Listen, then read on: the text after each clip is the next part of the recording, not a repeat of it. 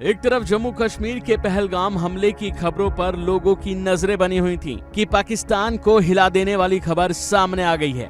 जी हां, जहां पाकिस्तान भारत के खिलाफ दम भरता नजर आ रहा था, तो वहीं अब उसी पर बड़ा हमला हो गया है।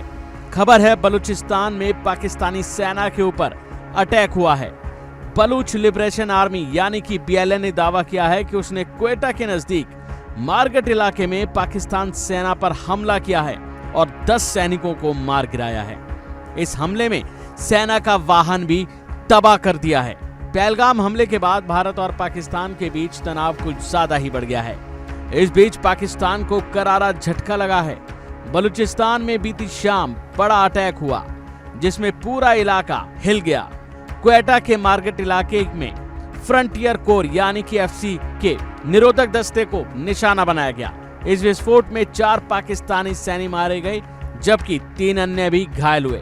इस हमले ने पाकिस्तान की सुरक्षा व्यवस्था पर कई सवालिया निशान भी खड़े कर दिए हैं। भारत के साथ बड़े तनाव के बीच असीम मुनीर के लिए ये एक नई चुनौती बन गया है। क्वेटा में इस हमले के बाद शुरुआत में पुलिस अधिकारियों ने कहा कि FC के 4 कर्मियों की जान गई है। शुक्रवार देर रात BLA के प्रवक्ता GN बलूच ने कहा कि उनके हमले में 10 सैन्य कर्मियों की जान गई है। GN बलूच ने कहा कि क्वेटा के मारगट में रिमोट कंट्रोल से हमला करके पाकिस्तानी सेना के काफिले को निशाना बनाया गया। इस ऑपरेशन में सैन्य वाहन पूरी तरह से नष्ट हो गया और उसमें सवार सभी 10 जवान भी मारे गए। बता दें कि इस बारे में बलूच लिबरेशन आर्मी ने क्वेटा में हमले की जिम्मेदारी लेते हुए आगे कहा कि इस तरह के अटैक और भी होंगे। BLA ने कहा कि दुश्मन सेना यानी कि पाक फौज के खिलाफ हमारा अभियान तेजी से जारी रहेगा। BLA का कहना है कि पाकिस्तान की सरकार सेना बलूचिस्तान के लोगों का दमन करती है। ऐसे में वह अपने लोगों की आजादी के लिए लड़ रही है। देखा जाए तो BLA ने हाल ही के दिनों में पाक फौज पर अपने हमले तेज कर दिए हैं।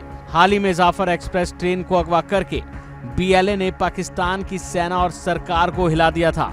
पाकिस्तानी सेना ने भी BLA के खिलाफ अभियान चलाने की बात कही है, लेकिन पाकिस्तानी सेना को कोई कामयाबी मिलती हुई नहीं दिखाई दे रही है। पाक फौज BLA के सामने बेबस है। वहीं क्वेटा के इस हमले पर राष्ट्रपति आसिफ अली जरदारी ने शोक व्यक्त किया है। उन्होंने मृतकों को श्रद्धांजलि दी है। गृह मंत्री मोहसिन नकवी ने भी इस हमले की निंदा करते हुए घायल सैनिकों के जल्द स्वस्थ होने की कामना की है।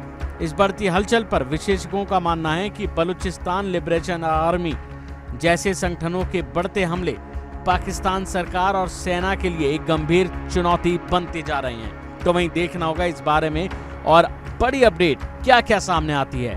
तब तक आप बने रहिए इंडिया डेली के साथ।